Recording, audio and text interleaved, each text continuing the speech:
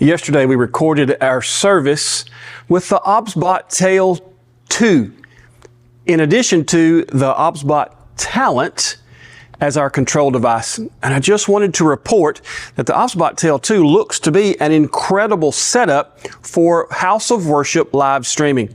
I have a 2-camera setup that we put up for yesterday's worship service. One of my cameras over here to my left, which would be a shot across the platform, and one of my cameras at the far back of the church. Let's go back there and see what we're looking at. I've got this tracking on lazy, which is the second slowest that it can track, so just have to make sure it stays with me.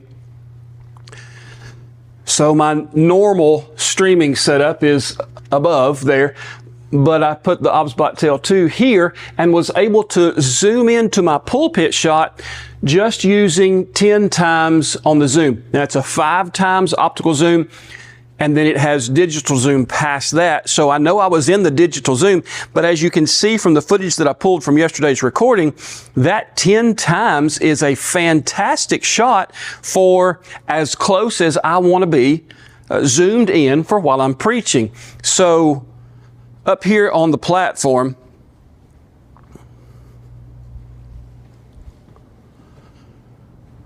the way our worship service starts off is we have an entire platform full of musicians. So all the way from side to side, I've got keyboardists, I have a couple of guitarists, a bass guitarist, and one on the cajon.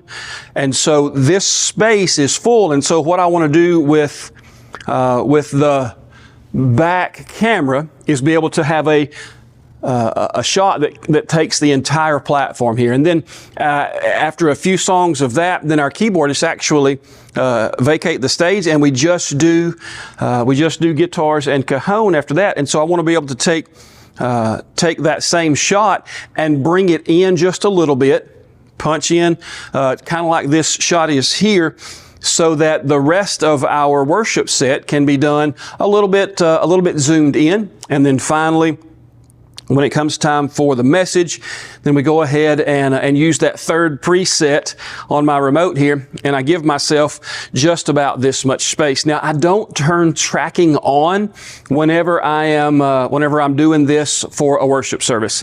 The reason being is because I don't move outside from here to right here. And so if I set my shot up to give me this so much space, then it doesn't have to track me. I'm not going to pace back and forth across. At the very end of the service, I will walk down to the front, but by the time I'm walking down there, what we're doing for the live stream is actually over. So I don't worry about tracking while I'm here. Apparently I have gestures turned on the camera that's recording me right now, and I turned something on or off with that. Now, as far as the recording for yesterday, I want to see if I can communicate just how easy it was to get this set up and going. Now, I wasn't worried about audio, so that doesn't come into play. If I want to pull audio, I can do it from the stream. I don't anticipate doing that. This is just a recording to show that it can be done and see what the product would look like, not what the product would sound like. We actually run our audio from a soundboard out into our normal live stream, so that's all mixed separately. That being said, I gave this remote and I positioned the OBSBOT Talent that you can see, I hope, right here. I mounted it for him on that pew. I handed it to a 20-year-old young man who attends our church on Sunday mornings.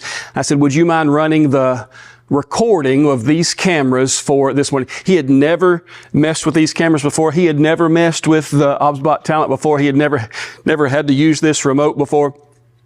Now, he is savvy, he is educated, and he is quick on the uptake. So he fine young man, however, not experienced. And I just simply told him, here's your camera, switch. The green light means that's the one you're controlling. Here's your presets just above those buttons. And here's how you switch cameras on the OBSBOT Talent itself. Give me a screenshot every so often. He was able to do that. Turn tracking on if you want to, but don't if you don't, because I'm not too worried about that. And he was able to run that recording, just giving him a 3-minute, hey, here's how it works kind of setup. and it worked great. And the battery life on these means that I could have run much longer than I wanted to. I did not power them. This one is run via HDMI. The one in the back is run through NDI. I did set my own network up for that. I used one of my travel routers to keep it off of my normal streaming setup local network. That way I didn't clog anything up or bog anything down. So it actually worked very, very well having my own router in that. The next step, of course, would be for me to add audio back into that. Maybe run audio from the soundboard like we do for my normal streams and into an OBSBOT Tail Air.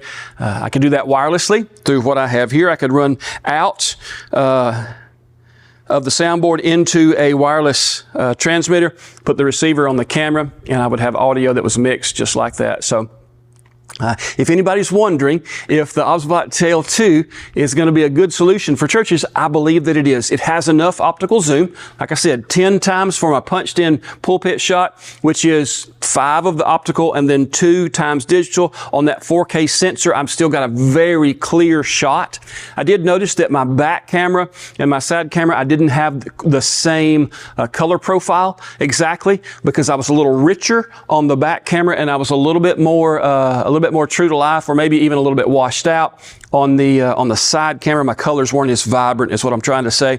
And so I would need to go back and tweak that just a little bit. But I just wanted to report that OBSBOT Tail 2 is a great solution for church live streaming.